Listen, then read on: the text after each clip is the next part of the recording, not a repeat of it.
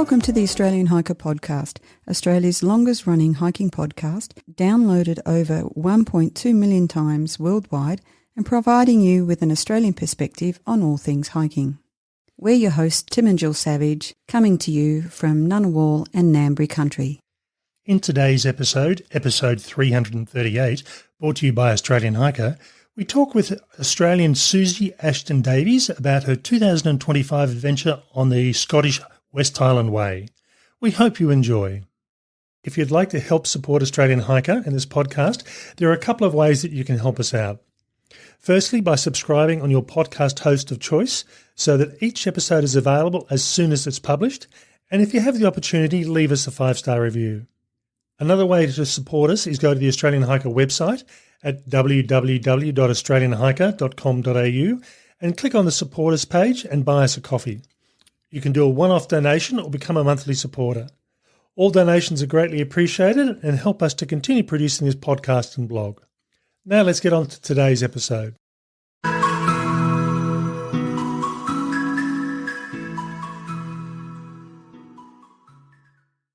154-kilometre West Highland Way is one of Scotland's best-known hiking trails, and in fact it's listed as one of Scotland's great trails. Having said that, if you aren't familiar with hiking in the UK, then you may not know much about this trail at all. In today's podcast, we catch up with Susie and find out about her 8-day end-to-end trip undertaken in September 2025 to see what she thought about this wonderful trail. Susie, thanks for making the time to talk with us about your Scottish adventure. Tim, it's great to be here, and it's always nice to talk about hiking and, especially talking about Scotland and the West Highland Way. Okay, so to help provide a bit of context, give us a bit of background on your hiking experience, your key hikes and the sort of hiking you like to do. Okay, so I've been hiking for about 20 years. I'm a late onset hiker. I didn't start till my mid-40s. My first ever hike was a 5-day trip Machu Picchu in Peru, and since then I've done Kokoda and Kilimanjaro and Mount Kenya and quite a few of the sort of multi-day hikes around Australia in Tasmania, Three Capes, Walls of Jerusalem, Overland Track. I really enjoy those longer through hikes, but I have to qualify, I'm not someone who straps on 20 kilo pack with all my food and tent. I tend to do all my hiking as part of a group, or I go hiking and we do sort of in hiking and staying at, caravan parks or pubs or guest houses along the way. So, yeah, that's pretty much how I roll. And I think it's becoming more common these days, and particularly as people get older as well, that anything that's going to make your experience an easier option and keep you hiking longer is definitely the way to go. Yeah, I think we can cover more ground when we don't have to carry the extra 5 kilos. No, that's true. Now on to the West Highland Way. How did you decide to do this trail? What stood out to you that you were doing this trail in particular, and this British trail in particular?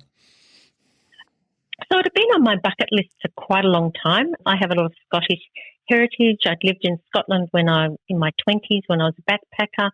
So it had always been on my list. And then last year, a friend of mine was going, and I couldn't go for for a few reasons. And then her hiking buddy dropped out, and suddenly I decided, well, I'm just going to rearrange my life and I'm going to go. So it all sort of came around quite quickly. And so we ended up, chuffing off to Scotland. I guess it's not an easy place. Well, it's not difficult to get to, but it is a long way to go to hike. Yeah, no, that's true. That's true. And I was going to say, so it sounded like even though you had it planned, it sounded like a bit of a spur of the moment, the timing at least anyway. Yeah, no, it was maybe 6 or 8 weeks out. A lot of the groundwork had been done for me. My hiking buddy, Christine, had organised through a group, Wilderness Scotland.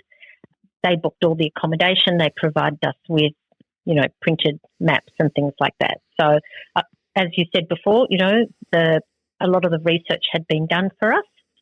So that made it really easy. And also we had our, extra luggage that got transported each day. Okay, now I suppose just to paint a bit of a picture, give us a bit of more information on the track itself. So I believe it's around about the 154-ish sort of kilometre distance. Yes. But what's the terrain like, and what's the trail tread like? Okay, so it starts about 30 kilometres north of Glasgow. You catch the train to a little place called Milngavie, and then you're off, and you're walking about 20 kilometres a day. And it's sort of broken up. I guess you can break it up into sort of two sections. At the first 4 days, you're going through farmland, woodlands, forests, so big tall trees. You're going up and down a few hills, usually about, 6 or 7 hours a day, depending on the weather and the wind. And then you go along Loch Lomond. So you've got the beautiful Loch Lomond on your left, and then you cross over at the top of Loch Lomond, and then you're into a more hilly region, and then you start getting in the second sort of part once you get to the Bridge of Orkney, which is about the halfway mark, I think. Then you're really getting into the Highlands. So then it's much more open terrain. You don't have any more big trees, and you're out on the moors, and you've got all this amazing heather and occasionally some deer, maybe some squirrels. Yeah, and that's when you're in that's when you know you're in the Scottish Highlands. Okay, now when you say Scottish Highlands, what do you mean in relation to elevation change across the trail? In terms of what you'd go up and down every day, maybe 400-500 metres, it's sort of undulating. There's only a couple of sort of very steep pitches. One is on day 2 when you come out of Drimmen and you go up Conic Hill, and it's about a 300-metre walk uphill, and you get these fabulous views over Loch Lomond. Then you're back down and you're next to Loch Lomond, and it's a bit of a sort of rock scrambling, picking your way through the rocks, very slow. People find this the most frustrating part of the track, I think, because it is so slow and you're just going over every rock, and there's just hundreds of little streams running into Loch Lomond. So we had nice weather that day, but we were forever going across little creeks and, jumping from rock to rock and things like that. Okay. Then once you're out of that, the path gets a bit wider. We had a lot of rain in the middle of our trip, so there was so much water coming down. We were just soaking wet, and we had all our wet weather gear on. I just ended up wearing my rain pants the entire time. And the actual sort of gravelly path was actually more like a little creek.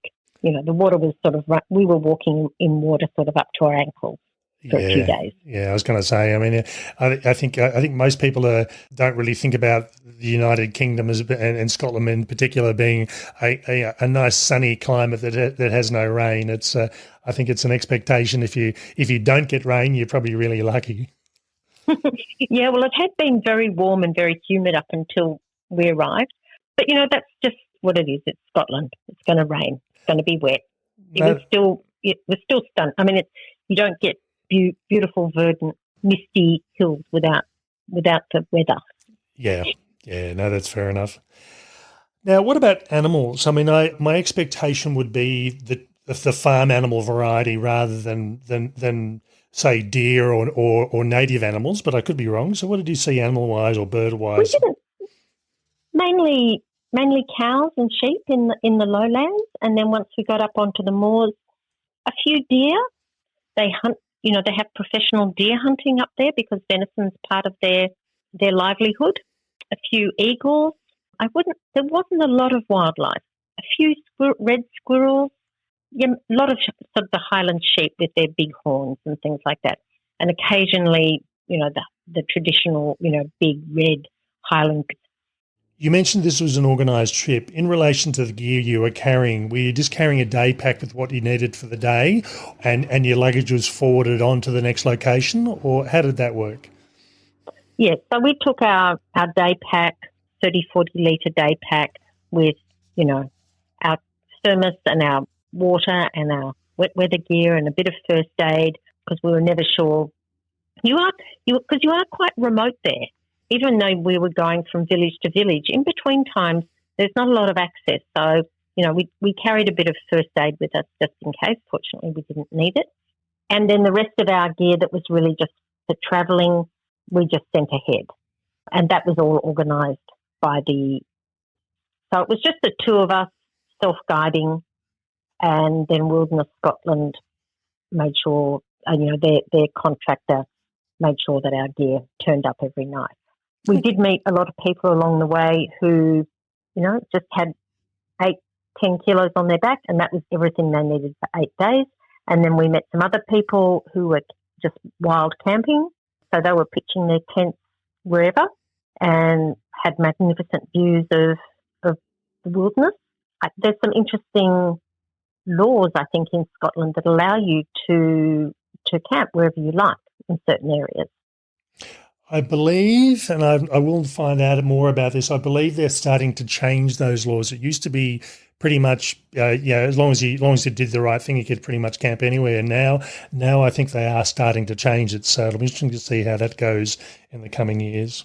Yes, I think because it's becoming really popular and they want to, keep the place clean and tidy and, making sure that, so there's a lot of camping areas along the way. There's also a lot of dormitories, I guess, and guest houses. We stayed mainly sort of at these pubs where you could have dinner, and we stayed at the occasional guest house. But yeah, so there's a real variety. I think also if you're going to travel in those summer months, you need to be quite organised because it books up really, really quickly, apparently. I suppose that's where having a company like the one you use do the bookings for you, all that's sorted out. You just you're turning up to an accommodation and it's already been done. Yeah, a few people we met along the way got caught short, and then they'd have to get taxis back to the previous town, and end up skipping ahead. Or one day we met a couple and they had to hike 35 k's because they couldn't get accommodation at the sort of halfway mark. Yeah, no, that's always something to consider. It's sort of if you've got a tent, you're normally okay. If you haven't got a tent, you're at the mercy of whatever the commercial accommodation is. Yeah, that's true. That's true. But it is getting quite popular. Most people we found were just sort of travelling in small groups, and there were a couple of bigger organised groups of maybe 12 people, but most people were travelling, 2 or 3 people. It was interesting. The camaraderie is great because most people are doing, say, an 8-day trip. Some people do it in 5 or 7, but you get to know people along the way because you're all following the same thing. So every morning, you're passing people, having morning tea with them, having lunch, having dinner with them. So you become like a family. Yeah. In relation to food, how was that worked out? Did you have to provide? Were breakfast and dinners covered, and they gave you lunch as well, or was there a bit of a mix as well? Bit of a mix. Most places provided breakfast, and then we would get lunch along the way. A lot of the little villages have these little honesty box systems, and they're like a little cupboard, and you open it up, and there's someone's homemade sandwiches and cookies and shortbread, of course, and snacks, and then there's water and things like that. And you pay with cash or you pay by payway and close it up and off you go. Okay, I haven't heard of that. That's and interesting. It worked really well. So that was a really nice way to get really fresh food because, there's a lot of people live along that track, but there's a few towns with supermarkets, but not a lot. So you do need to sort of carry a bit of food with you. And then most places we stayed, we had dinner where we were staying, or we went to a local pub, or there was the food trucks were there, so you could have something from the food. They would, be at the campground, and they'd be preparing stuff for, the campers and things like that. I think there was only one day where we had to carry food for, had to carry our lunch for 2 days. Yeah. No, that's fair enough. So a little bit of bit of thought and organisation, but nothing too onerous. Okay, and what about water? Was water easy to come across? Lots of water along the way, obviously. But not a lot of people like to drink that water because they're not sure what's going on up the hill. Yeah. So most of the water you get at the beginning of the day. You don't want to really get caught short. You don't know. There's a few mines and things like that in certain areas. You don't see them, but you're never sure what. Maybe there's a dead animal, or maybe there's a tin mine or something like that that's leaching into the creek that you're walking beside. But yeah, we never had a problem with water. Okay, now on to gear. You mentioned you were carrying roughly a 40-litre pack and some first aid gear. What about things like footwear and where you were using tracking poles? All right. So yeah, we hiked in, regular hiking boots. I don't have waterproof boots. My little hack for the week was to bring a little hairdryer because we weren't camping. We had access to PowerPoint, and so we were able to get our boots dry. They didn't provide newspaper. We had to scrounge around and sometimes get the toilet paper or find some newspaper where we were staying, and then put in the hairdryer. The hairdryer was great with drying our gear in the morning if it hadn't dried overnight. Dry our jackets, our Gore-Tex jackets, get them dry. So that was someone had told me about that. That was a great hack. It really helped. Just meant we never had to put on wet gear. Yeah, I was going to say, particularly if you are staying in accommodation, it's one thing if you're in a tent, you put up with it, but if you're staying in a bed and breakfast or a pub or something like that, or a hotel, you may as well go the full comfort and have dry footwear. Was there any other piece of gear that was out of the ordinary that you were carrying, or was this the traditional hiking gear? We had our hiking poles; they were good. I always travel with a thermos. Quite a few snacks. Our days tended to be a bit long because, we would be taking off we had quite heavy rain gear, so you'd be taking it off, packing it up, putting it in your pack. Half an hour later, it started raining again, so stop, pull out your pack, pull your pack apart, get your jacket out, put it back on again, off you go. So the days were quite long because we always seemed to be stopping for, a few minutes every hour or so, where we'd normally be sort of walking for a couple of 2 or 3 hours before you have a proper sit down. So yeah, it did make the days a bit long. Now, what did your typical day look like from getting up in the morning to sort of going to bed at the end of the day? It's sort of interesting. Like, as a hiker, I'm used to getting up and getting going at like 7 o'clock in the morning. Get up at 6 and have breakfast. Pack everything up and off. Head out the door at like between 7:30. But here they don't have breakfast because of where we were staying, and we were reliant on people providing us with breakfast most of the time. They don't serve breakfast till 8, so we weren't getting on the track till like 8:39 most days. So that was sort of like a little bit different for us. So it meant our day seemed longer in some ways because we weren't finishing till much later.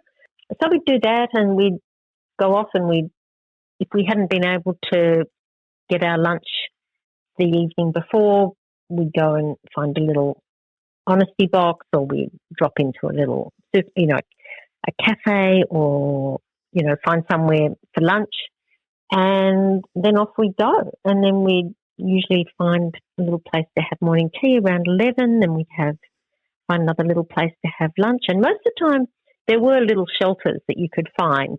There's lots of little stone ruins and things like that, except for the middle half where there's a lot of logging that's gone on in Scotland. So there was just a day or so, I think, between Bridge of Orchy and Pindram and Bridge of Orchy. It was a sort of a day where it was very wet and there was no shelter. So, yeah, it was even hard to find a comfortable rock to sit on.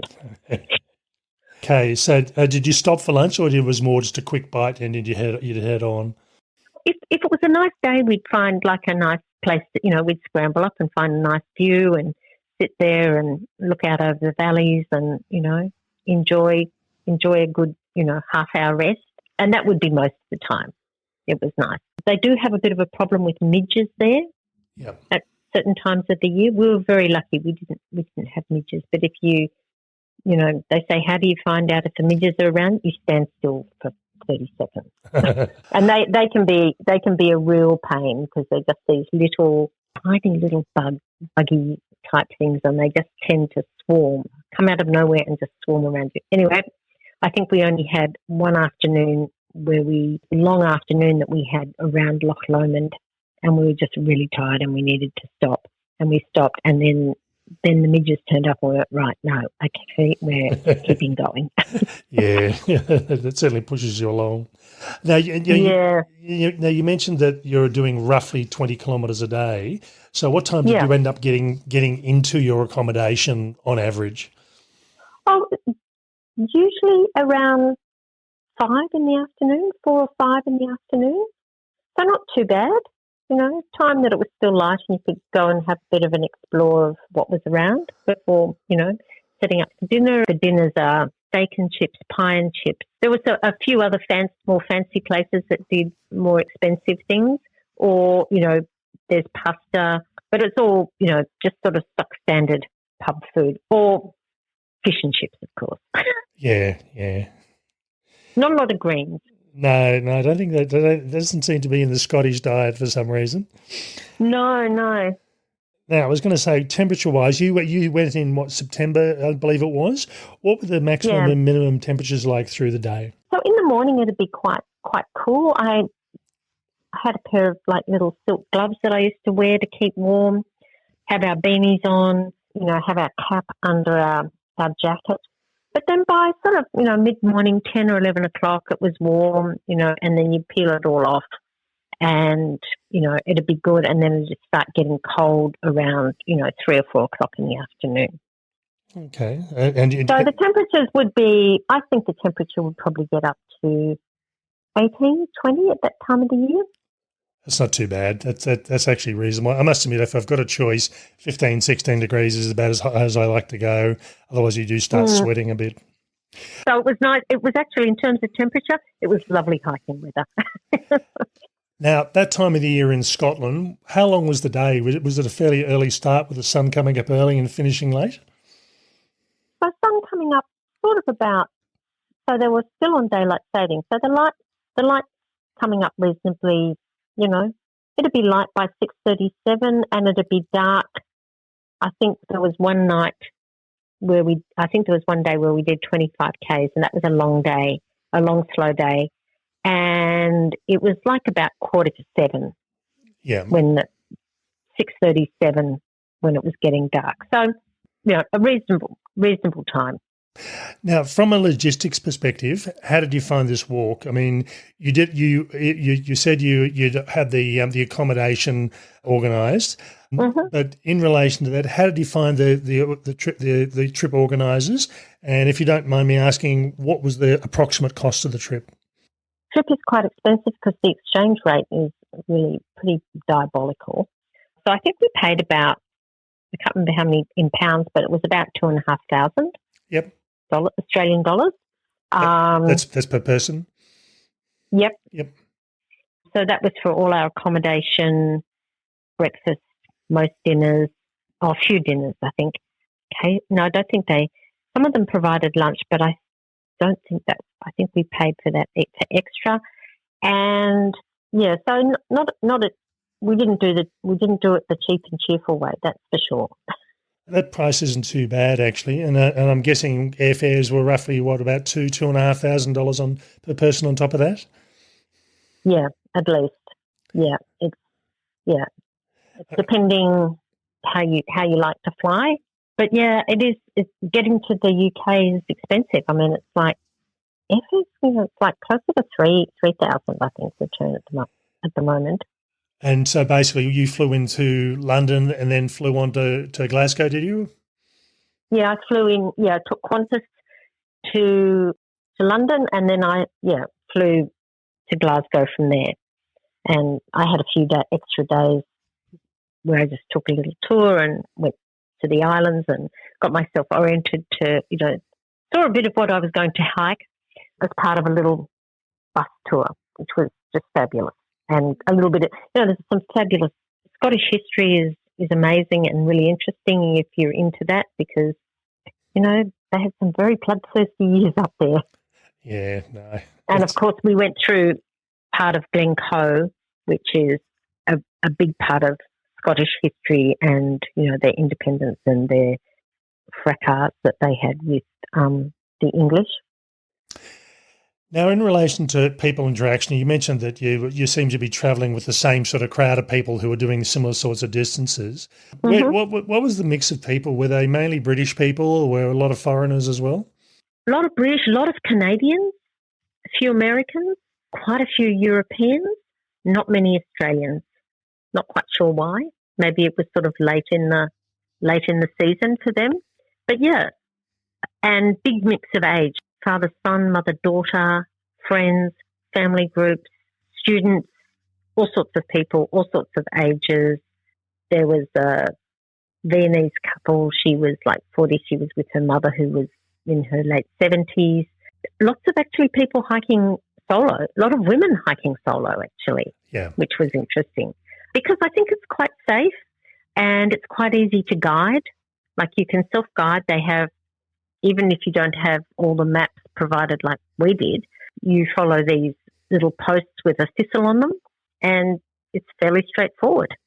And there's lots of, guided information on the track, which makes it really easy. So pretty tricky to get lost, really.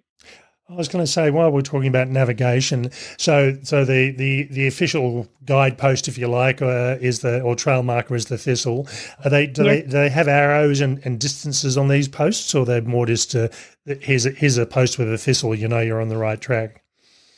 They usually have a thistle, and then once in a while you'll get to signpost, and it'll point you to the next, the town that you need to be going to. So it might say Pindram, and there's also different ways of getting to various towns. So sometimes people go across the loch and walk up the other side, but it was fairly well signposted, and people tended to sort of know where they were going.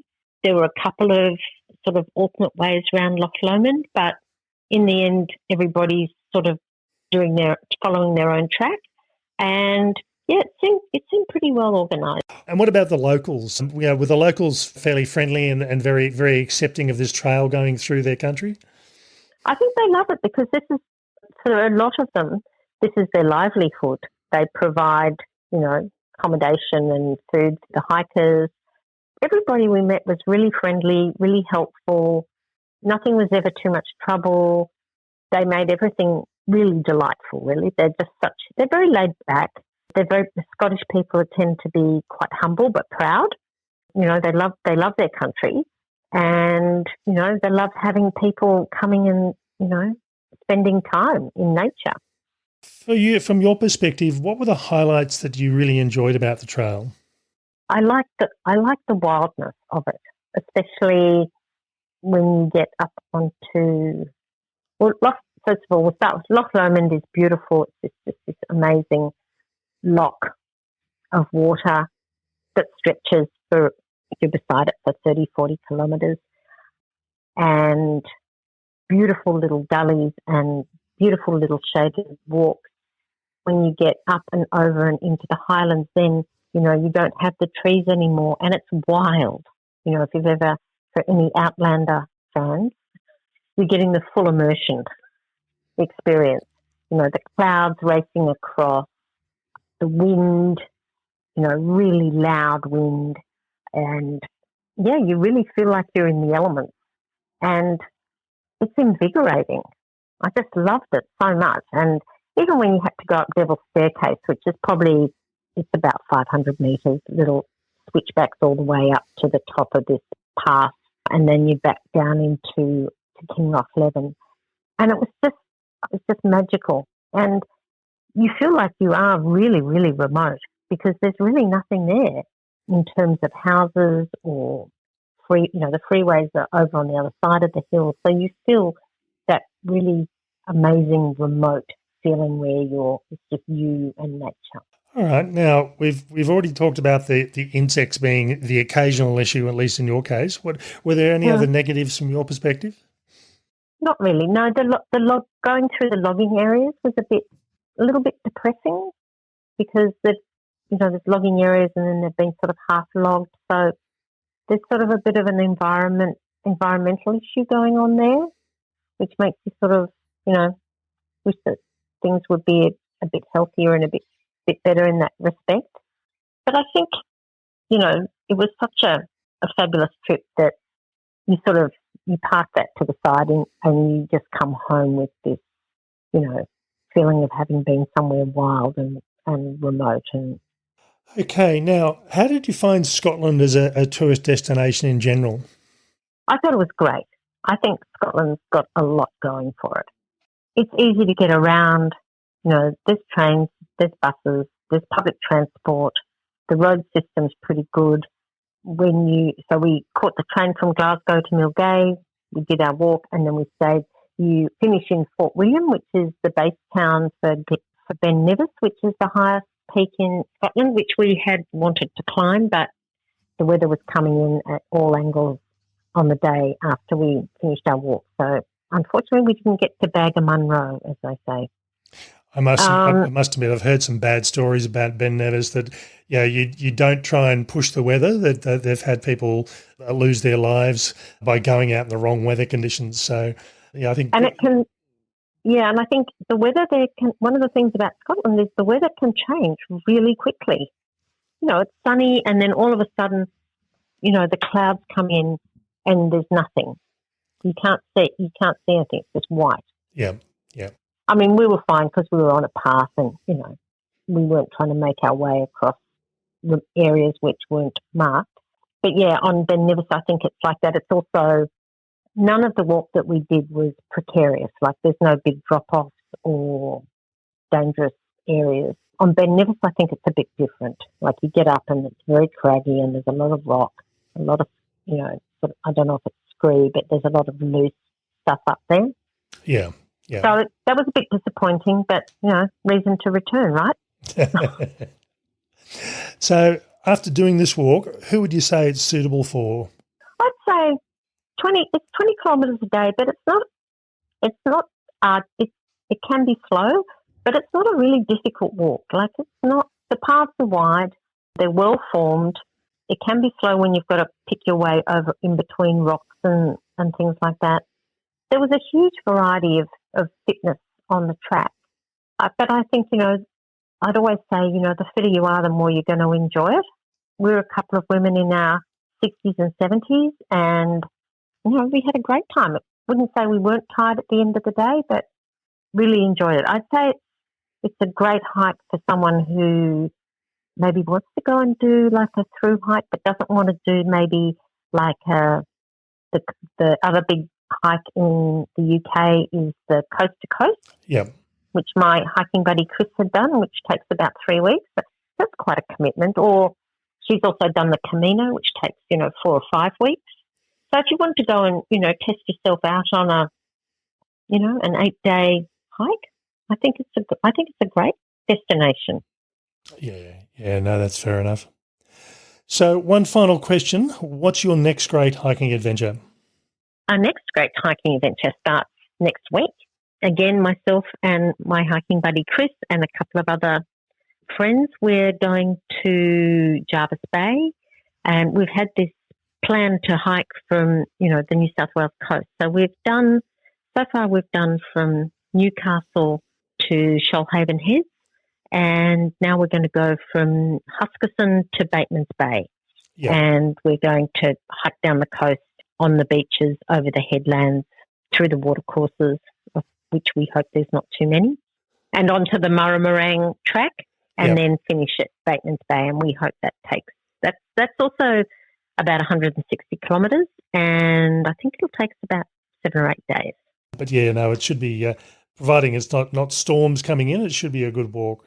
So, Susie, thanks for making the time to talk with us about your Scottish adventure.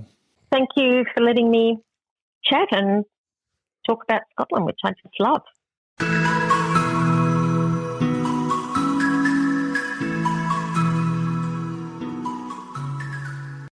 So that was our interview with Susie on her September 2025 journey on the West Highland Way.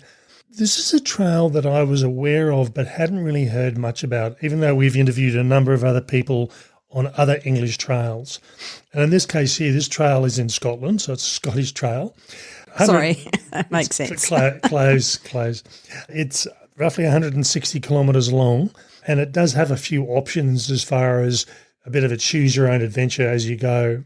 One of the first things we discussed with Susie was how she likes to hike. And in this instance here, she was very much, I wouldn't say glamping, but she wasn't tenting it along the way. She was going through and staying in bed sits. Organised accommodation. Organised accommodations, hotels, bed sits, all those sort of things. And her gear was being taken by transport to the next location. So she and her partner were really only carrying a day pack with whatever they needed for the day. So things like rain gear, food if they weren't going to get food along the way, and other bits and pieces that they're likely to need for the day. And I think from my perspective, the concept of hike your own hike, Susie was saying that she and her partner were sort of in that 60 to 70 age bracket. And I think it's one of these sort of things that as you get older, you start looking at ways of making things easier on your body. So choosing to do hiking in this sort of way is a good option. But you can actually do this walk with free camping, so camping along the way as you go. So it really depends on the style that you won't go through and want. Look, there is something in here, though, about, when we talk about hike your own hike, there is something in here about doing it your way. And I do take the point that you're making about when you get a bit older, you want to make it a bit easier. But there are some people who are just not into making it harder, whatever age they are. So irrespective of your age, if the kind of, carrying a day pack and using formal accommodation is your thing, then do your thing. Now, she was saying they averaged roughly about 20 kilometres per day. Some days were longer, some days were shorter. And I think with it is a bit of a pattern here with some of the interviews we've done recently. I think most of these towns that have been here for hundreds and hundreds of years. it's the distance, isn't it? It's the distance that you can comfortably walk within a day. Pretty much. Or pulling a dray, or I don't know. I think it probably was a little bit more fundamental in those days, Tim. Yeah. And I think that's the thing, as technology's moved on and we've got modern transport, the towns tend to be further and further apart. It does make sense in the European countries that the towns and villages are closer together just to cater for what it used to be like before modern transport. Another expectation, even before I interviewed Susie, was about the animal life. And again, animal life, she said there were deer and squirrels and things like that. Sheep. And birds of prey, which is probably more than we typically expect in these sort of things. But otherwise, it's farm animals. And that's the sort of thing with a lot of these countries that have been in existence for over 1,000, 2,000 odd years, that, the wildlife is not so common, and particularly where they are. She was saying that Scottish people do use venison quite a lot, so the deer was reasonably common. But, that it's not the sort of thing where like Australia, you're getting kangaroos and wombats and wallabies all on hikes on a regular basis.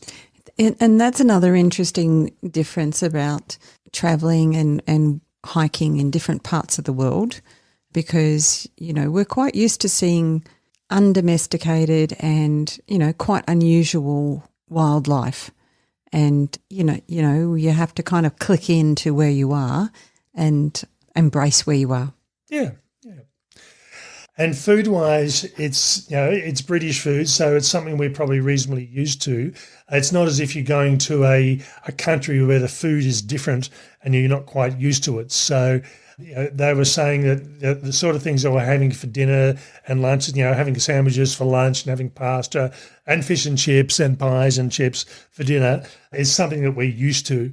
Whether we eat it or not here in Australia is another thing. I thought you were going to make a rude comment about my mother's grey vegetables just then, but yeah, I think we've moved beyond that. But boiled meat and grey vegetables. Yeah. And there's an image in the show notes for this podcast where they've got an honesty box, and it's almost like an honesty shed that it gets stocked up on a regular basis. And they were saying you just go through, help yourself, and leave the money. And again, it is an honesty system, but you can buy chocolates and lollies and drinks and sandwiches for the day. That's fantastic. So yeah, it's something I hadn't seen or heard of before, but it's not a bad idea. And she was saying that the food wasn't too difficult. Either they could get something before they left the town. Sometimes the food would be provided for them, or there are some instances where they could buy food along the way. So really, it's the sort of thing where it's not too difficult as such to go through and do this walk. The question I always ask people is, what are the pros and cons of these sort of walks? And she was saying that the wilderness of these sort of areas. And she said there was one area where they'd done some logging, but she said that was just really remote and really wild sort of environment. So it's the sort of thing that, whereas it's probably a bit more wild than say some of the walks in England, just because Scotland in itself is a bit more sparse, I suppose, as far as population is concerned. Negative wife, she did mention there were a couple of instances in midges, and they said basically if you stand still longer than 30 seconds and you don't get bothered by the midges, they're not a problem. But she said they had one instance where they were planning on having a rest and they just stayed still for a bit too long, and they was getting pelted by these tiny little midges, so they had to keep on moving on. But she said that wasn't a problem for the whole trip. It was just one instance that became an issue. So I think with a lot of these sort of areas, you want to take a fly net of some sort just to minimise the impact of flies that are going to have on you. Water, she said, was quite readily available. And she said even though it was available on trail, not many people were using it. She said they just didn't know what was happening further upstream or up the hill where the water was coming from. There were areas where there'd been mines, there could have been farming areas, could have been dead animals on a creek, you just don't know. And while you can filter that, it's not necessarily going to get rid of heavy metals. So they tended to top up with water at the start of the day, and again when they're coming through a town or going past a house, they grab water as they went. So it's the sort of thing that while water is readily available, you've just got to think about whether you're going to use it or not. Daytime temperatures, they went in September, which is, towards the end of summer. And, they said the temperatures were cool in the evening and reasonably warm in the day without being hot. So again, picking which time of the year to go really is going to impact on what sort of experience you had. But it sounds like it would be quite a pleasant sort of thing, and a pleasant sort of walk along the way. Logistics-wise, they did go through and have their accommodation and their gear transfers sorted out for them, and they used a company called Wilderness Scotland, and there is a link to them in the resource section of the show notes for this podcast, along with the West Highland Way website for if you want more information about what the track's like and where it's located. And I think she was saying it was roughly about $2,500 per person, which is the accommodation on an 8-day trip and the gear transfer. Which is, it'd obviously be cheaper if you did your own thing. But she was saying that some people who were trying to do accommodation as they went struggled to find it. And some people, they were hiking at the same sort of time, were having to get a taxi back to the previous town or skip a town because it was pretty much full up and they didn't have tents to stay in. Whereas if you're tenting it, you'd normally be fine. Yeah, and I think if you're relying on the accommodation at that time of the year, it's pretty busy, but also not a lot of accommodation available. So there's limited supply and probably more people than usual. So, you'd have to expect that you were going to struggle at least some point in time. Navigation-wise, they had maps provided to them by the Wilderness Scotland as well. You can go through and use an electronic form of mapping, whether it be Far Out Guides or one of the other electronic all trails, any one of those that you can go through and use. So she was saying that there is a thistle signpost, so it's a post with a picture of a thistle on it and carved into the post. She was saying that the navigation was pretty easy. It wasn't something they ever really had to think too much about in finding their own way. Now, I did ask her, like I always do, who is this trail aimed at? Now, she was saying that she has some Scottish heritage and that was one of the reasons for her going. But she was saying that this, as a multi-day hike, I mean, yeah, any multi-day hike that's 20 kilometres a day, 160 kilometres is going to tax you. But, you know, they were carrying day packs, and she was saying this is a good multi-day hike for people that haven't done a multi-day hike before. You know, the undulation in the terrain wasn't horrendous, so the elevation change weren't really excessive. It was easy to find navigation-wise, and particularly when they were doing it with just carrying the day packs, it was a pretty easy sort of process, providing you have a basic level of fitness and you are ready to go through and do, you know, that 20 kilometres a day. So all up, this is an interesting sort of hike. There are so many good hikes in UK, Scotland, England, and it's a matter of what sort of experience you want and what sort of distances you want as well. And there are longer walks, there are shorter walks, so there's good opportunity for which sort of walks you want to do. She did say that, you know, they had rain, and again, my expectation, I have been to Scotland, but it's been many, many years, but the expectation is Scotland's a wetter climate than we're probably used to. And they said they had days where they were putting the wet weather gear on, sun came out, it was getting a bit hot, they'd take the wet weather gear off, and, you know, another 20 minutes, half an hour, they'd have to put it back on again. So that's just I think we've had walks in Australia where we've had to do that. We have. It happens anyway. But yeah, I think it's the sort of thing, you know, expect rain, and if you don't get it, really good. But it's the sort of thing that you're better off going and gearing yourself up with wet weather gear just to cater for that. Okay, we hope this has given you a bit of a taste for the West Highland Way, and it maybe encourage you to think about this as a possibility for a future hike. That's all on the West Highland Way, brought to you by Australian Hiker. We hope this has given you a bit of enthusiasm to maybe look at this as a potential hike in the future. That's all for me. Bye for now. And bye from me.